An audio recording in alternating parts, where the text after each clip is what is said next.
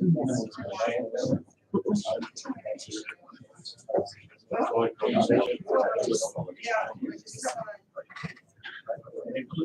try to send it to people.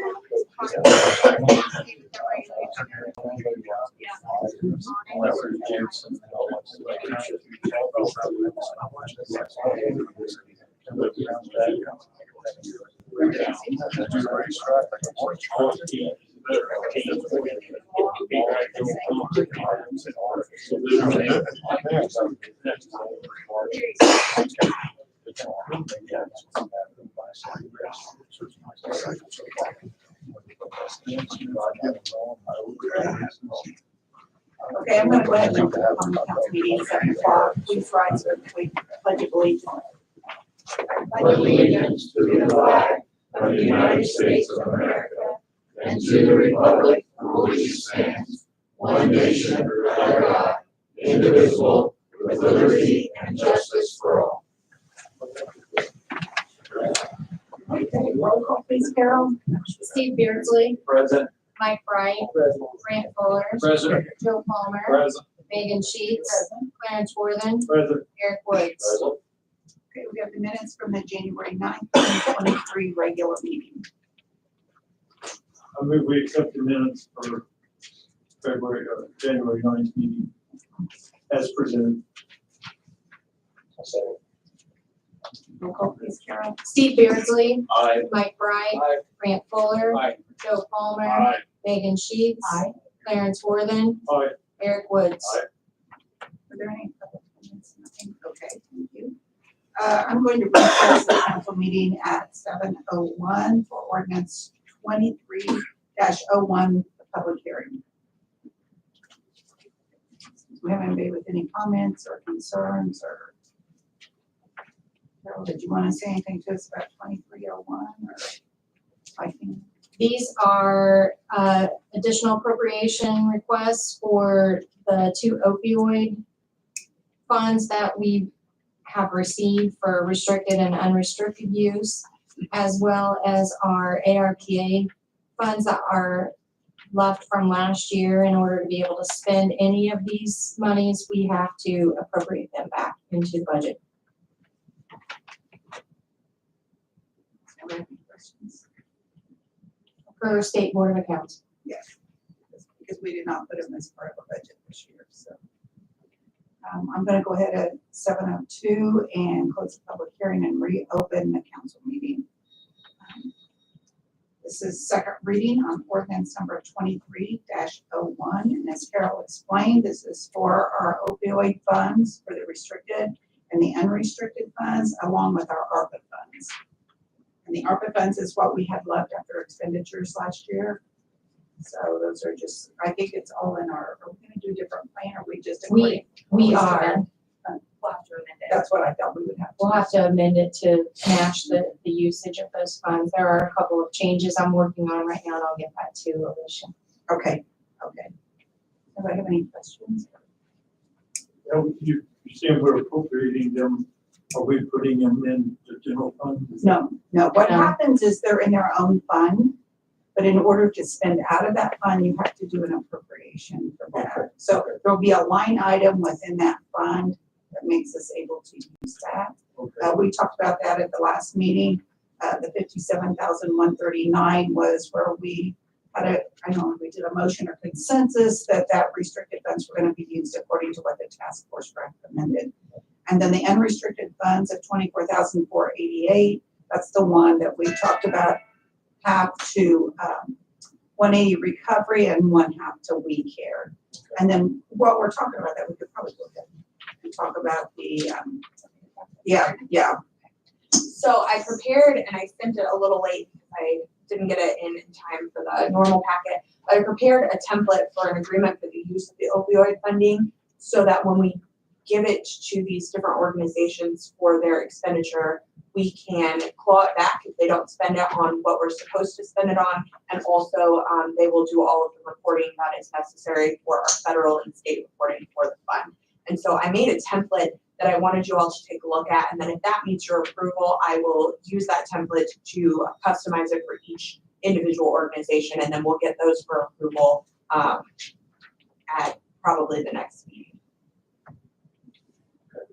Because the task force made recommendations like to the police department, sheriff's department, EMS, so we're all the different organizations, 180, We Care. So any of those programs, but in order to be able to spend that money out, we have to do this. We can suspend the rules if you want to, do this on second and third, or just second, whichever way you prefer to do it. The last, The ARPA, yeah, okay, that is our American Rescue Plan money that we have already spent part of it. That's the money that we had left over at the end of the year. And so in order to use that, there again, we have to make an appropriation within that fund. We do have a plan put in place, so much that for infrastructure. There were other areas, we've used most of it. But as Alicia said, we will do an amendment to the ordinance. No, No. It has its own. it has its own fund, we use its own line item, you know, we spell that, yes. If you look on the copy that you have, Clarence, it shows the fund number to the right of the name, the fund name.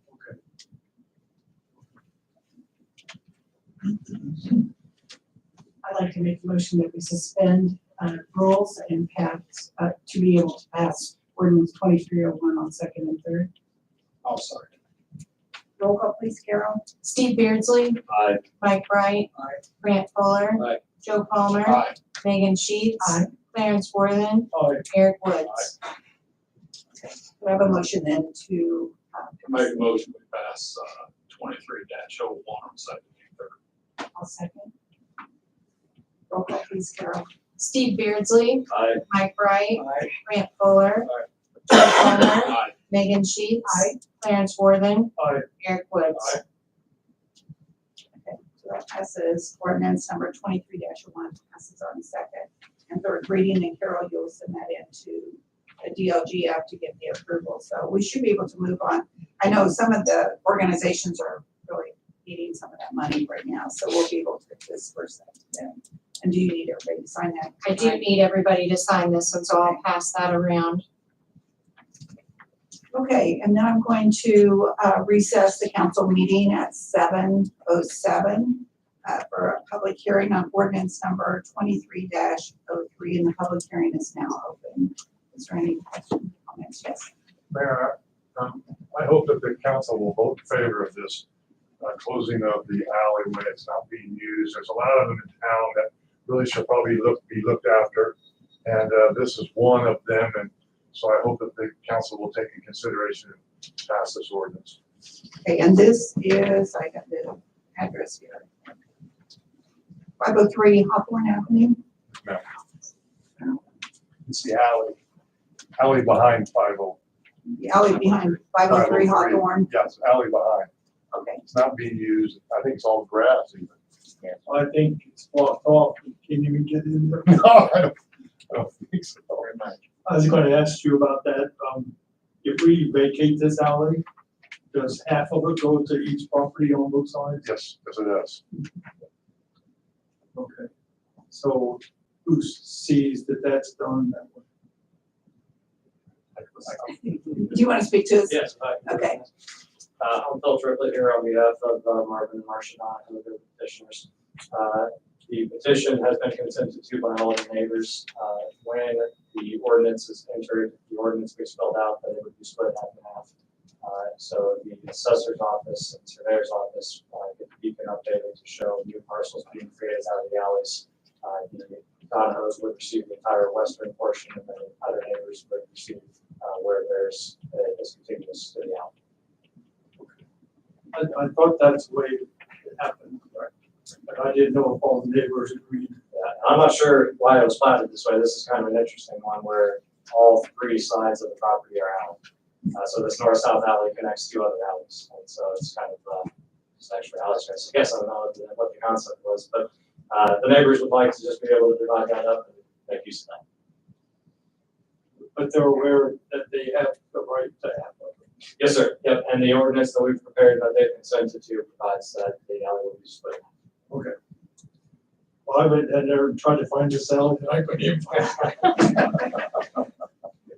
it. Also, Mr. Dono is present in case anyone has any additional questions, but he's here to support the petition. Did you have any comments or concerns for us? No. Okay. Is this one?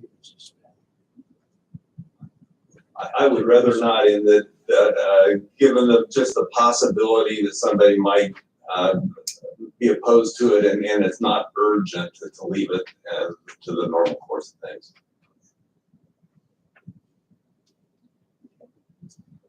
Thank you. Go ahead and close the public hearing at 7:08 and reopen the council meeting. Next, we have ordinance number 23-03 on first reading. Make a motion, we read by title only. Second. Roll call, please.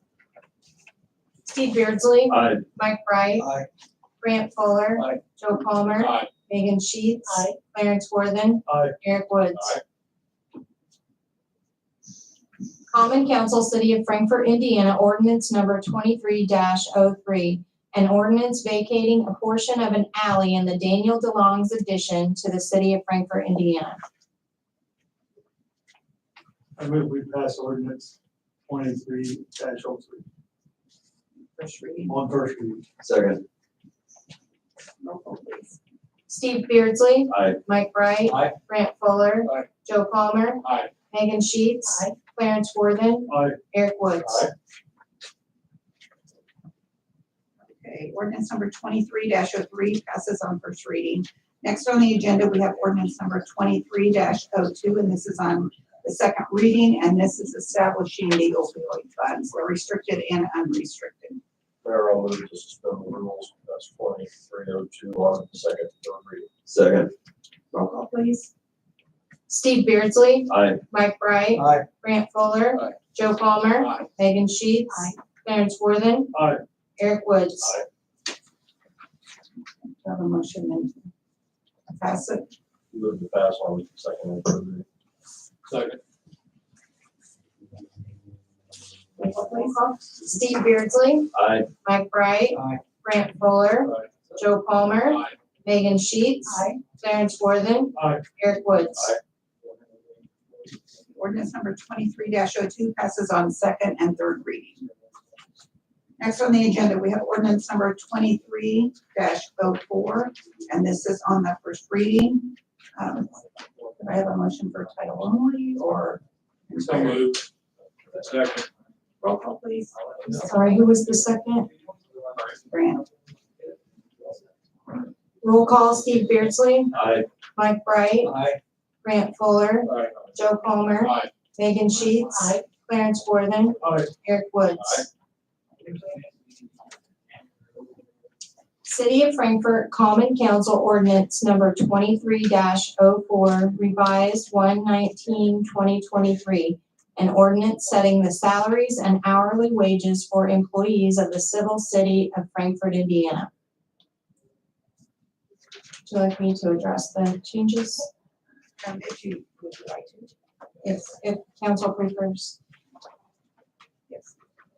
The changes that were requested in this ordinance was Chief Shoemaker asked us to change, he had one employee listed as a detective 1, class 1, and he asked to have that position moved into detective class 2. Did I say that correctly, Chief? And then we also added a line for the temporary park superintendent biweekly salary. And that is retroactive to December 13, 2022. That's when Jason took over as the interim park superintendent. I'd like to ask the council if possible, could we suspend the rules and pass this on for second and third? We are going to retroactive Jason's salary back to December 13th when he took over. I'd like to get this on the payroll as soon as we can, but I understand either way. Is that okay with council? I believe that's all right, yes. I make a motion to suspend the rules, pass 2304 on all three readings. Is Jason doing the full park department superintendent? Or is he doing everything? Not everything. We have a supervisor, we have an events coordinator that stepped up to the plate. I think you're doing different things. You're helping with mainly the projects, aren't you, right now? Yeah. I'll second the motion that we have on the table. Please. Steve Beardsley. Aye. Mike Bright. Aye. Grant Fuller. Aye. Joe Palmer. Aye. Megan Sheets. Clarence Worthen. Aye. Eric Woods. Aye. And to clarify, this is just until a full-time parks director is hired. That's right. This is the interim. Right now, it's just that we have so many projects going on that I just feel like we need somebody outside of just the supervisor or events coordinator. And also Kimberly Black, who is the community development outreach director, is helping Jason as well on some of these But projects. then again, we'll have to amend the salary ordinance again at that point when that changes. You left, didn't you leave it in? I believe we did. I believe Okay. we left the park, yeah, we left the park Okay. superintendent in, so we're okay. This is just an addition to it, so. Okay. I'll make a motion that ordinance 23-04 be passed on first, second, and third reading. I'll say. Roll call, please. Steve Beardsley. I, Mike Bright. Aye. Grant Fuller. Aye. Joe Palmer. Aye. Megan Sheets. Aye. Clarence Worthen. Aye. Eric Woods. Okay, ordinance number 23-04 passes on first, second, and third reading. Next, we have resolution number 23-02. Did you want to talk about that, Alicia? This is a resolution regarding the traffic control device at the intersection of Jackson and Kelly. Last meeting, we heard from a school board member regarding that intersection. That's where Blue Ridge and Green Meadows is located. I included a letter from the council in support of this, and then that resolution recommending to NDOT that we that they add a traffic control device. I didn't put what specific device. I don't have the expertise for that, but basically what the concerns are is that it's the safety of the children, and so we've got that letter and then also that resolution. Do I have any questions, concerns on this? Did you write the letter? I did. It is good, and she did a nice job on that. So, you know, as I said earlier, Board of Works, this is something more concerned about the safety of our children at the blue-green entrance right there. So however they decide to move forward with that, I just think some sort of a light would be good. We don't know what they'll do. It's totally up to NDOT. We're just hoping that with these recommendations that they'll make some sort of a change out there. Yes, when this passes this, we'll need to all sign it. Yes, yes, we have a letter that everybody needs to sign this evening. I'll make the motion, we pass resolution number 23-02. I'll second. Roll call, please. Steve Beardsley. I, Mike Bright. Aye. Grant Fuller. Aye. Joe Palmer. Aye. Megan Sheets. Clarence Worthen. Aye. Eric Woods. Okay, resolution number 23-02 passes this evening. Carol, did you have one of the letters you want to pass around for us? Yes. Does anyone have old business? I do. Okay, I brought this up at a couple of meetings. I think it's time we actually do something on it regarding the monthly meetings.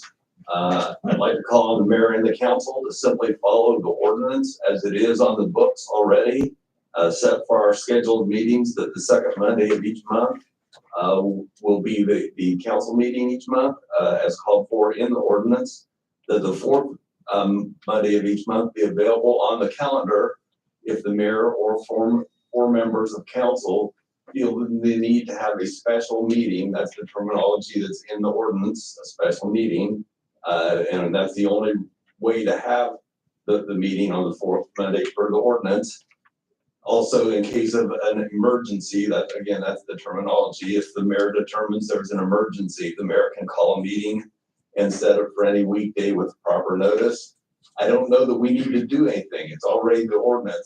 I'm just calling on us to follow the ordinance as it is on the books. If anybody has strong feelings that shouldn't be, then we need to change the ordinance. But that's the way the ordinance stands.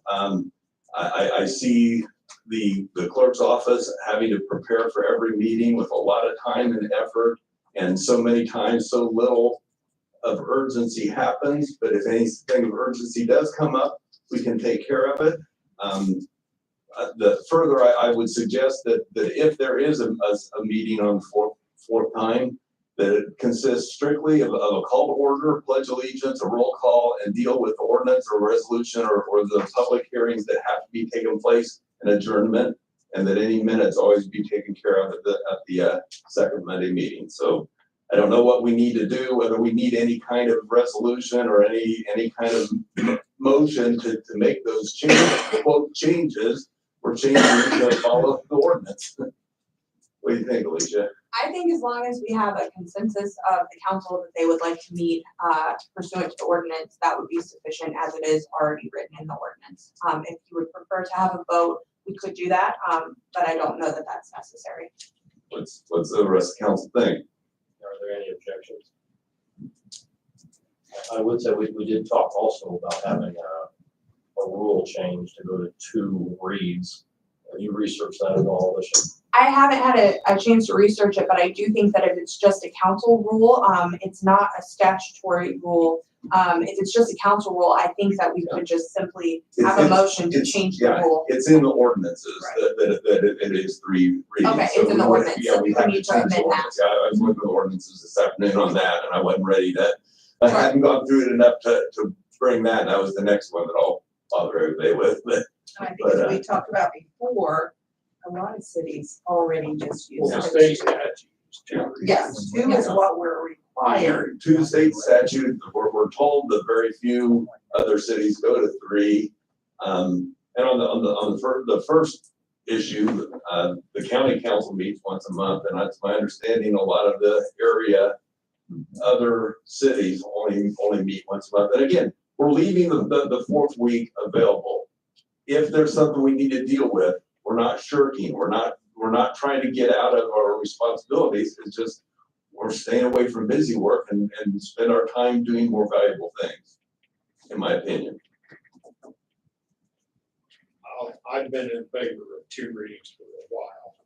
However, you said you read the ordinance, did it The specify? ordinance says 3. Does it specify in there anywhere about the amendment to one of those 2 readings? Amendments can only be done at the second. Right. The second, call, according to the ordinance, my reading of this afternoon again. At the second reading, you can commit, amend, lay on the table, postpone to a certain time, postpone indefinitely, or pass on second reading. Those are the options you have at second reading. As far as the ordinance. Yeah, and that's in 31.18, ordinance 31.18. Check and see what the state statute calls for. Yeah. Absolutely. Yep, I'll check on that. It also, I think, unless the state statute makes us, it's a little more stringent on making us be a little more purposeful in not reading the whole ordinance. I don't think any of us are wanting to have to do that.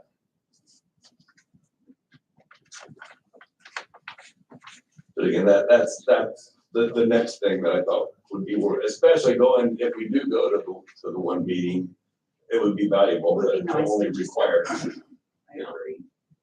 I see no reason not to address that at the next meeting. Do you want to go ahead and do what's already in the ordinance as far as meetings for the second meeting? Well, Are I'd be you looking okay for with that? consensus of the council, the same way Steve asked for the date change. It's a consensus And on 4 council members or the mayor? Yeah, if either the mayor or written request of 4 council members can get that second meeting. And I don't know what there's a notice time. I'm not sure how far in advance you have to do that. I don't know that offhand. We would have to make sure that we have the agenda posted and everything 48 hours. So Okay, I would think okay. that would be the 48 hours. Okay, and then that's the same with the emergency ordinance. And I think it said just the mayor can do the emergency ordinance, but I'd have to double check that. I forget.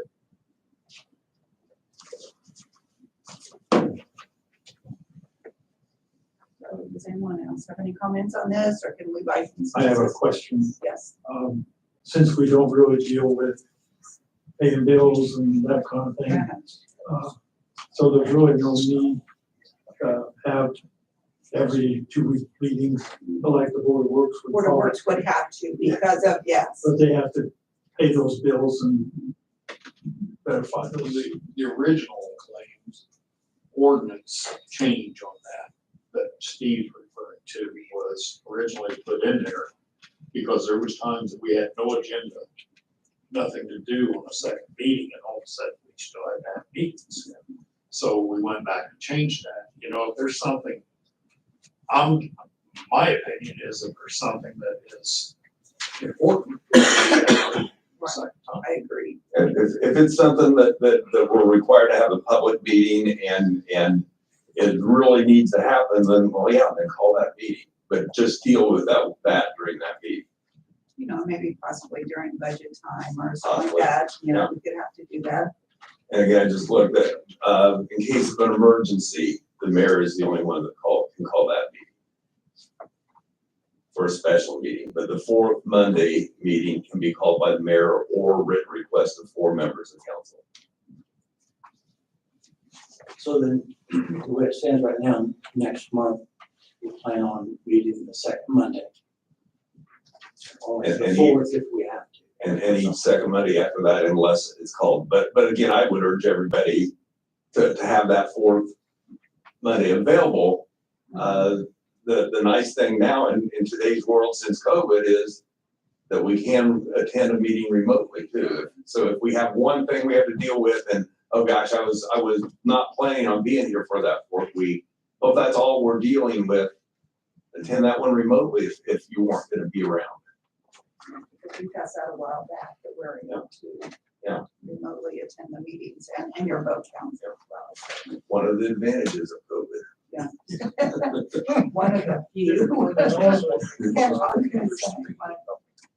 I think the methodology that was originally in place was there for a good reason, and I don't know how it got switched, but we had that window, we can still meet, so I don't think there's any harm or foul in adhering to the current ordinance, and it's at least worth a try to see what comes across, but encourage the mayor to do call if she needs us to meet. More frequently. We will be at the ready. And again, if it doesn't work and we decide, gosh, that didn't make sense at all, then we can change the ordinance. Exactly.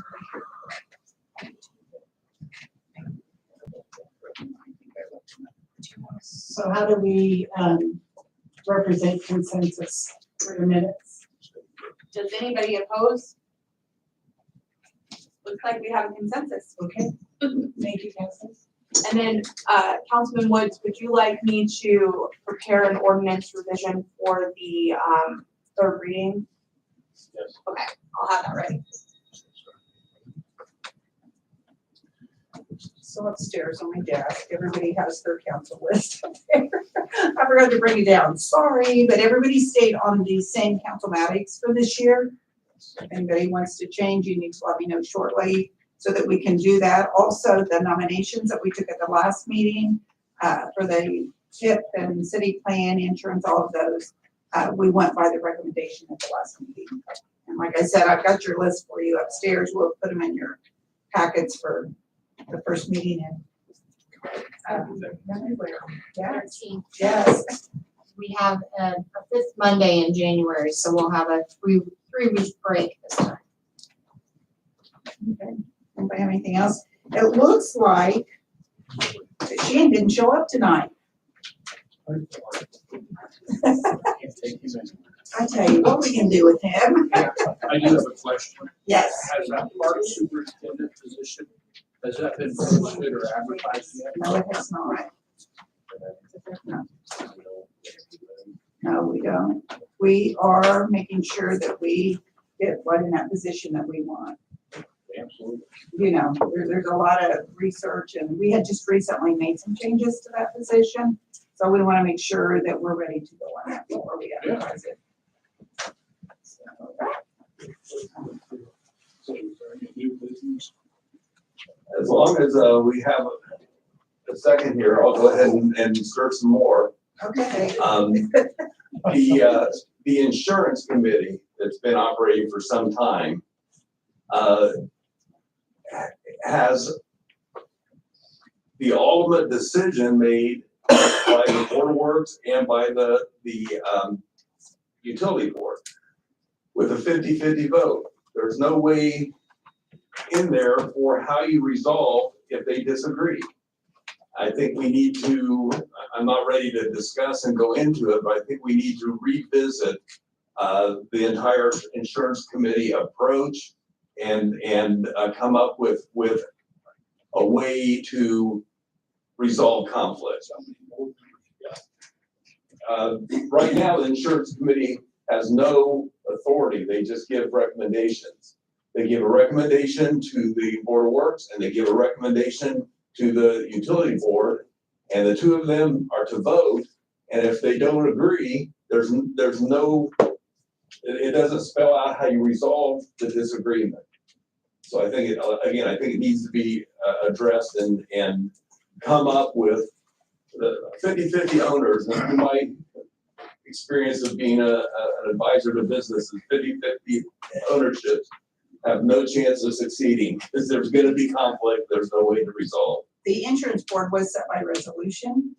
When it first started out, which was many years ago, we even had employees from the utilities, also from the city, so many council members, from the utility service board. We revamped that has it been that long ago? Yes, we revamped that, and so right now we have 2 USB members, 2 council members, the mayor. At that time, which is still in there, is the HR. Non-voting HR. Non-voting HR. So you got 5. But even voting, all their voting is how to advise. Which is when that was established many years ago. That's the way it was established, is that it was an advisory council. And there hasn't been a problem with it because there hadn't been conflict. But we ran into a little bit of conflict this year, and it just raised in my mind, well, how do you resolve that if that happens? Several years ago, we had a problem with the airport. Yeah. We had 4-member board and it got to that point. Yeah. Luckily, they allowed the council to make the final decision. Yeah. Could that be a possibility that Well, they can bring their recommendation? They take the recommendation, but the final action has to be taken by the USB and the Board of Works. So all they're doing is voting on a recommendation to bring to the Board of Works and to the USB.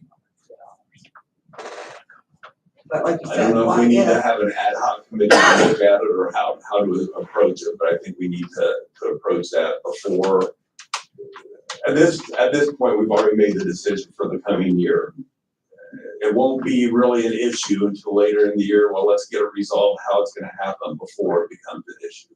Well, and we have not asked for quotes or proposals for quite some time, so it's kind of been mentioned to me, do we want to do that? Those You know, are bring all, in, yeah. those are all things that I think the insurance committee Mhm. should be encouraged to look at and talk about it and do. But again, we need to make it a manageable entity. So we may want to look at that, see if we want to make changes. I didn't realize it's been since 13. I said 5 years. Time flies. Well, we changed it a couple times. Okay. First time in a long time. Yeah, because the first time probably would have been in 5 or around 2005.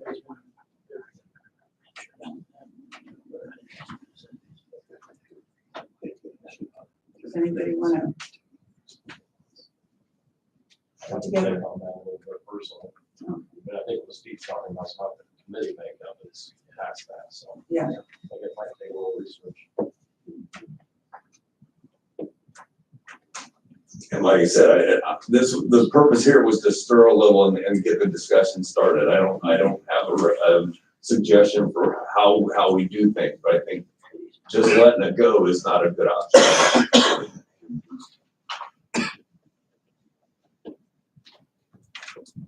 Do you have anything else to talk about? Steve, you have anything else tonight? Other than I. If you all could take a look at that opioid funding agreement and let me know if you have any changes that you'd like me to make, I would be glad to make those. Otherwise, I'm going to have those prepared for the next meeting based on what I provided. Does that give the authority to the mayor to decide if there needs to be a callback? Essentially, what it provides is that if they don't provide the information that we request of them, or they don't spend the funds for the permitted purpose, then we can get a clawback. So, I mean, ultimately, those are the two circumstances. I don't specifically have language that says that the mayor makes that determination, but there is language as to what would merit it. Yes.